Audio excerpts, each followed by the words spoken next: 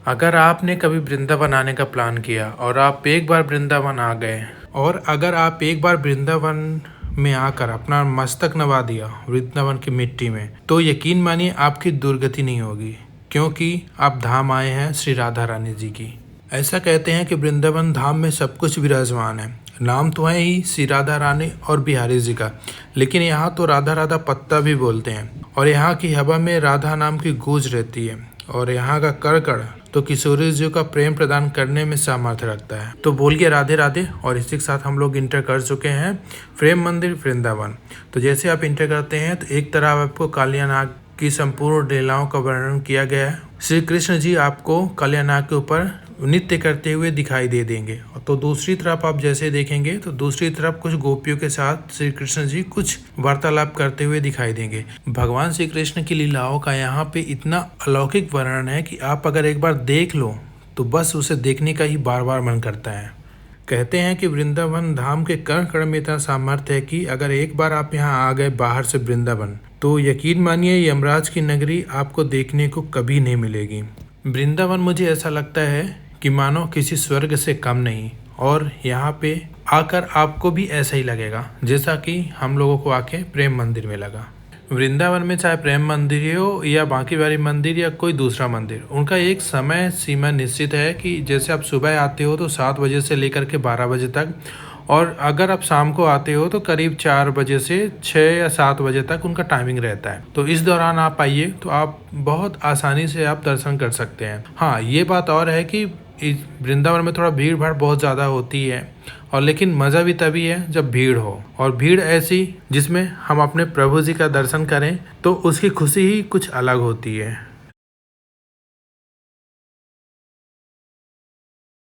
गोकुल वासियों और सखा के साथ श्री कृष्ण जी यहाँ पे गाय चरा रहे हैं, और ये देखकर ही मैं आगे बढ़ने का सोच रहा था, लेकिन इतनी मेरी हिम्मत नहीं थी कि मैं यहाँ से आगे बढ़ूँ।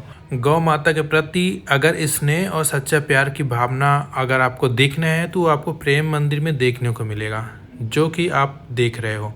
ऐसा लगता है कि साक्षात श्री प्रभु यहाँ पे गौ माता जी की सेवा में तत्पर तैयार बैठे हैं। प्रेम मंदिर जितना देखने में अच्छा लगता है, उससे ज़्यादा कहीं अच्छा ये चारों तरफ इसके मनमोहक करने वाला दृश्य है। तो अभी जो आप देख रहे हो, ऐसा लग रहा है कि श्री कृष्ण भगवान जी यहाँ पे रासलीला गोपियों के साथ कर रहे हैं, और साथ में आप यहाँ ये भी देखोगे कि भगवान श्री कृष्ण जी राधा रानी के साथ कुछ सभाएं भी यहाँ पे करते हुए दिखाई दे देंगे आपको। और इस टाइम पे ऐसा लग रहा था जैसे मानो हवा के कण कण में श्री राधा रानी जी का जाप हो रहा हो।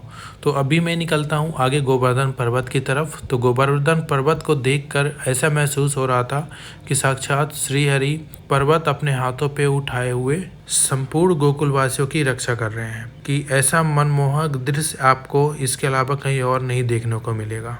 यही सब देखते देखते मुझे हो गए थे करीब 2 से 3 घंटे। मैं यहाँ करीब 4 बजे आया था और अभी बज रहे हैं इवनिंग के 6 o'clock। तो इसी के साथ मुझे चलना है मंदिर के अंदर भी, और करना है श्री राधा रानी जी के युगल स्वरूप का दर्शन, और श्री बांके बिहारी जी और हमारे श्री प्रभु श्री कृष्णा जी का दर्शन भी तो करना है। तो अभी मैं निकल चलता हूँ अंदर, और अंदर जाने से पहले मुझे ये ध्यान रखना है क्योंकि अभी क्या था कि पट बंद हो चुका था दर्शन के लिए। तो थोड़ा सा भी मैं और घूमता हूँ बाहर, और जैसे ही थोड़ा सा पट खुलेगा तो फिर मैं चला जाऊंगा अंदर। भगवान श्री कृष्ण की लीलाएं यहाँ पे इतनी अद्भुत वर्णन किया गया है कि अगर आप एक बार देखोगे तो उसको बार बार देखने का मन होगा। तो कभी कृष्ण जी हमारे सारथी बनते हैं, तो कभी गोपियों के साथ रास रसाते हैं, तो कभी आपको उपदेश देते हुए यहाँ पे दिखाई दे देंगे। और अगर आप इस माया नगरी में हैं और आप माया रहित नेत्र से अगर आप असली वृंदावन के स्वरूप को देखना चाहोगे तो वो आप कभी देख ही नहीं पाओगे, क्योंकि जब तक राधा रानी और बिहारी जी की कृपा ना होगी आप असली वृंदावन तो देख ही नहीं पाओगे, और दर्शन करना तो दूर की बात हो गई। तो अभी हम लोग घूमते घूमते हो गए थे करीब 2 से 2.5 घंटे, और अभी प्रेम मंदिर का पट बंद था। तो अपन थोड़ा सा और घूम रहे थे, तो अपन यहाँ पे देखते हैं कि यहाँ पे छोटे छोटे झांकियाँ भी बनी हुई है, जिसमें श्री राधा रानी और कृष्ण जी के अलौकिक स्वरूप का भी कुछ यहाँ पे वर्णन किया गया है। प्रेम मंदिर सुबह में ओपन तो हो जाता है, लेकिन ज़्यादातर लोग ना यहाँ शाम को ही आना पसंद करते हैं, क्योंकि शाम का यहाँ जो दृश्य होता है वो बहुत ही अलौकिक हो जाता है। तो अभी मैं आपको नाइट व्यू भी दिखाने वाला हूँ प्रेम मंदिर का, तो वो देखने के लिए बस बने रहे फुल वीडियो में। बाकी प्रेम मंदिर इतना अच्छा लगा कि मैं सोच रहा था कि बस वहीं रह जाऊँ, लेकिन वापस घर भी तो आना था।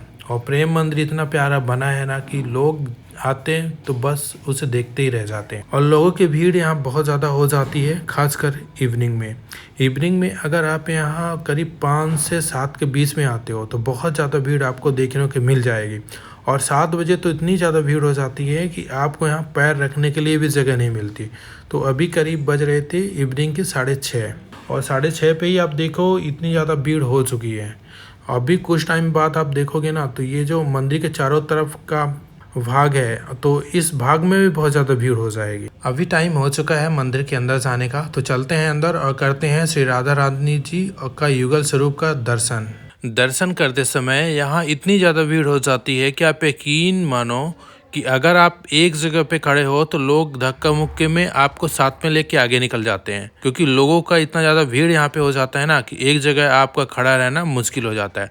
तो अभी मैं फर्स्ट फ्लोर पे हूँ और थोड़ा सा यहाँ पे दर्शन करते हैं कृपालु जी महाराज का।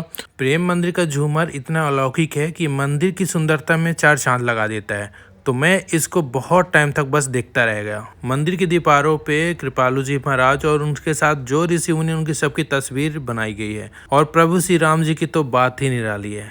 बस एक बार राम मंदिर बन जाए तो फिर अगला ब्लॉग राम मंदिर का आने वाला है। जब कभी बात होती है वृंदावन के प्रेम मंदिर का और उसमें झूमर की बात ना हो, ऐसा तो हो ही नहीं सकता, क्योंकि झूमर ही एक ऐसा है जो मंदिर की सुंदरता में 4 चांद लगाता है।